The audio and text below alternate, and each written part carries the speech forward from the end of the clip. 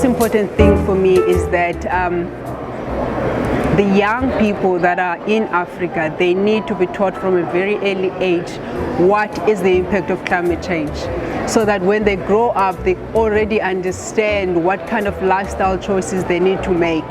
So when it comes to recycling and all the small things that you actually need to learn a little bit later if you are not exposed to it earlier on, then you know those things. But then the idea that Africans have to wait for somebody to rescue them, I do not support that at all, because I'm speaking from South Africa, and I know we have a whole lot of carbon emissions. But outside that, the other African countries that contribute very little. So a whole lot of checking in needs to happen outside Africa. People need to understand that they're burning oil.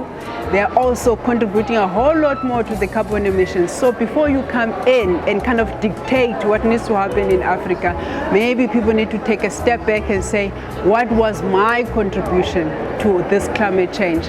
And then take it from there and say, okay, fine, how do we make sure that we do not expose Africa to the same catastrophe that has come to climate change now? I think the best thing that we can do, especially if we are going to be working with other European governments, is to understand that they are far ahead, they are advanced, the technology and everything else, but at the same time they have so many projects that have already tested. But in Africa we have a unique opportunity where nothing has been tested. So what they can help us with to make sure that we have sustainable projects within Africa, it is to bring the skill set.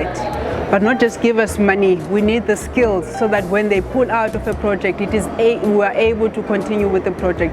So for me, it's more of an exchange of skills than giving us money, because at the end of the day, if you keep waiting for money to come through, once you're done with that money, then you're going to have to go out and look for money. So for me, I'm more interested in how much skills are being transferred whenever somebody comes to Africa.